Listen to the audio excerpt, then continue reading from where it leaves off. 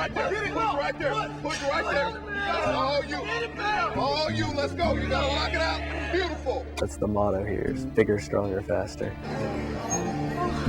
Teammates, a lot of pressure. Yeah, when all your friends are doing it, it's kind of hard not to do it. When everybody else is taking it and you're not. In today's day, you need that little extra edge, mentally and physically, you know. Steroids, bodybuilding supplements. Some teens, like Lane, feel intense pressure to bulk up for the team. Lane finally gave into that pressure and took creatine, a supplement used to enhance muscle strength. I started in 8th grade going to what they call practices in the morning, where you basically just work out, and they started pushing it on me there. And then they did it all through my freshman year. And about the end of my freshman year, I started taking it. Other teens use steroids and supplements because they think it makes them look better, more attractive. The attention from females is it was pretty ridiculous, to be honest with you. But the potential for harmful effects from steroids is so great, the federal government has made them illegal for any use that is not medical. Anabolic steroids do work. You will get stronger, you will improve performance, but there is a price to pay. They didn't tell me any of the negative stuff about the facial hair, about the hoarseness in the voice, about not being able to reproduce when you get older. They didn't say any of that stuff. Individually, you have to decide where you're going to take it and how much a high school sport really does mean to you, and if you're willing to risk your health. The short-term gain is you play great. The long-term cost is you get caught and then you get expelled from school and you don't get to play at all. That's an awful cost to that short-term benefit. Even legal over-the-counter supplements can have dangerous side effects. Teens need to find out the risks of taking them. But Lane says most kids never bother to do that. That's the part that scares me, is they don't know. They don't know what it does, do they? What factors might influence a teen's decision to use steroids or to not use steroids?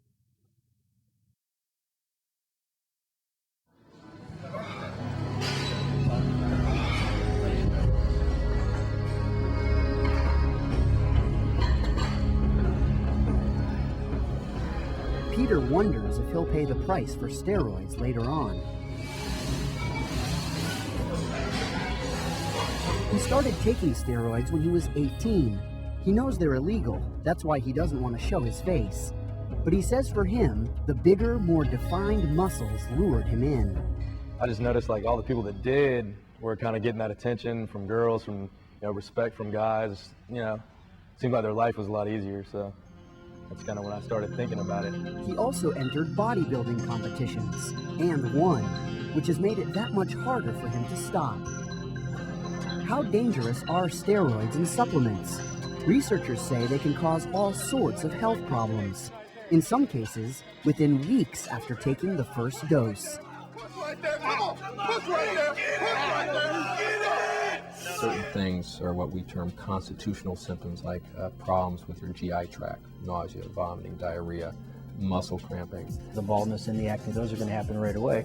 Peter knew the risks, but still decided to take steroids. Why? Maybe because, like many teenagers, he wasn't thinking about his future, but was only interested in the present.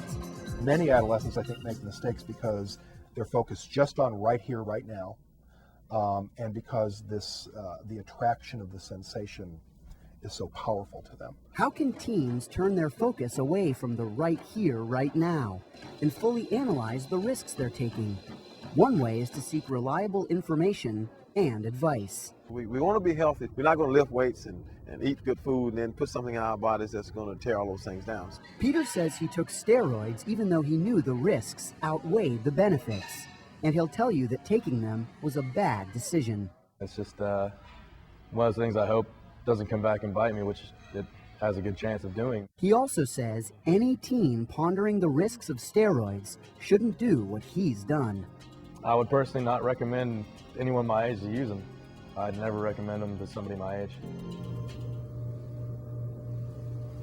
When I got here, there weren't a lot of girls that I saw in the weight room, but last year, my 10th grade year, I started to see more and more girls. Patrice isn't your average teenage girl. She's a bodybuilder, and she says that just because she's female doesn't mean there isn't pressure to bulk up as much as possible, even if that means taking steroids. And a lot of women don't, but at the same time, I know a lot of women do. Some of the risks for women may be a little surprising. Deep voice, acne, you can have atrophy of your sex glands, you can have loss of your breast. How did Patrice gauge the risk of taking steroids? She did research, collected information from reliable sources. The more literature that you can get in your hands and read, the better off you are. Don't just familiarize yourself with the good things. Know the bad things too, and then you make your decision. And that's a decision only you can make yourself anyway. And Patrice went to her coach to talk about it. He said, Patrice, I know you know about steroids, and I know, that even though you want to be the best, you can do it without them. And I was like, yes, I do know. She looked into the risks, and she made a decision not to use steroids. It's my belief that if people knew the serious side effects of steroids, there's absolutely no way they would even consider trying them. Patrice says if people have enough information, they'll make the right decisions for themselves. You can't really tell a person what to do because they're going to do what they want to do anyway. But just for yourself, know the effects of it, know the side effects. It's okay. Everybody knows that steroids will make you bigger and stronger. They know all the quote-unquote good things, but they don't know the negative effects that it'll have. The main thing for females that they should remember about steroids is that it does lower the chances of you being able to reproduce. That long-term risk, in part, helped Patrice decide to reject steroids. But for many teens, it's sometimes hard to think about bad things that could happen years in the future. They often think they're invincible, that nothing will harm them. It's this whole sense of invulnerability tied with a lack of maturity. I think it's just inherent to a teenager to have a "it can't happen to me" attitude. Somehow we need to get through to them to realize that you're going to pay the price, with your health later on. Another abused substance is human growth hormone, or HGH. Doctors prescribe HGH to kids who are much smaller than average, but some athletes take HGH illegally to enhance athletic performance. While an athlete might perform better with HGH, it can increase the risk of diabetes, make the skin rough and coarse, and cause a condition called acromegaly, which may change the bone structure of the face, or cause the hands and feet to grow unusually large. Like steroids, HGH is illegal without a prescription, but not all performance enhancers are. Pro steroids are powerful sports supplements that are legal and available, but that doesn't mean they're safe. They affect virtually every organ in the body. Some of them are temporary effects, some of them are irreversible. Garrett tried pro steroids, which can have the same effect as anabolic steroids, and noticed immediate side effects. I had some problems sleeping, and I had some other, just kind of felt weird. It kind of made my head feel weird. And I don't know, I kind of researched it on the internet too. After that, Garrett started asking questions. He asked guys he knew who had taken steroids and other performance enhancers. And finally, he got some real information that helped him analyze the risks. Talking to these guys, they told me that they started having really violent mood swings. To Garrett, it was obvious. The risks were not worth it. He stopped taking pro steroids and never even considered illegal steroids. The side effects that, result from steroid use are just way worse than, the possible benefits you can achieve. Taylor didn't think the risks would catch up with him. All he knew was that he could lift more and throw harder. He was real excited. He's like, yeah, man, look how big I've gotten. My bench press has gone up 20 pounds. My arms are huge. I've gotten a lot bigger. My shirts don't fit. I got to go shopping and buy more clothes. Taylor's friend Billy knew that Taylor took steroids to get bigger and saw what else the drugs were doing to him. When he was on it, he had his good side. He was the happiest person in the world. But then he also has the bad side where depression and what we call roid rage. When they get upset, you rage, you get extremely upset. His friends, his family, his girlfriend, no one knew how much the mood swings were hurting Taylor. The depression, the anger, the loneliness of hiding his problems. No one knew just how bad it was, until it was too late. when I went upstairs and I found him, it was like a mother's nightmare. Taylor was just 17 when he took his own life. Afterwards, the police found needles, vials, and pills in his bedroom.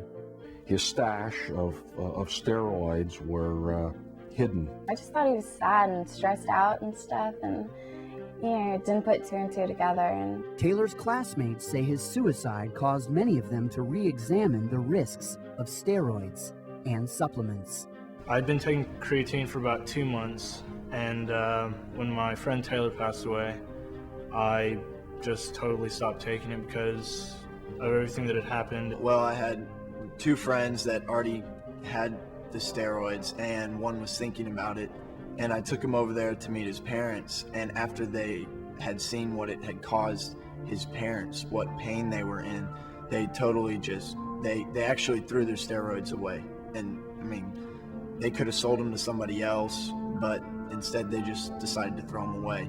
I think it made them change their ways. A lot of them said, you know, I'm stepping back, I'm not doing any of that stuff anymore ever again. They hate it now. Taylor's parents would tell any teen, nothing is worth the risk that Taylor took. Nothing. What have steroids taken for my family? They've taken our precious son. They've taken the life of our son. That's what they've taken from our family.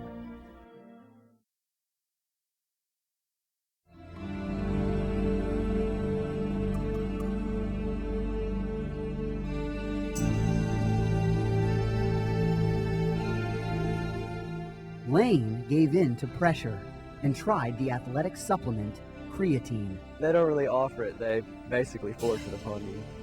It's a forced offer. He was worried. He knew taking the supplements was risky, but he didn't want to risk losing playing time. He was torn until he was diagnosed with a kidney stone, likely caused by the creatine. Kidney stones are very rare in teenagers otherwise, and they are incredibly painful. I mean, do you know what a kidney stone is? It really, really hurts. Like, bad. I was in a lot of pain. It's probably the worst pain you can ever have. The kidney stone was a physical reminder of the risk, of the harm he was causing his body, and it finally let him see beyond the here and now. You just don't know what it's going to do to yourself. Maybe wait 30 years and find out what happens. Physical problems can happen tomorrow or decades from now, but experts say now is the time to ask yourself some important questions. There's an approach that goes physical and emotional. And you have to look at both. The emotional is, why are you doing this? You know, why do you think that you need to do this so badly that you're willing to endanger yourself? And have you thought about legal ramifications? Have you thought about what if you get caught? Are you willing to risk never playing football again in high school, or especially in college? That's something Lane factored into his decision to stop taking creatine. In the end, he realized the risk just wasn't worth it. It just soured. It took all the fun out of playing. It was just wasn't any fun anymore. How would you try to convince a friend to stop taking steroids or supplements?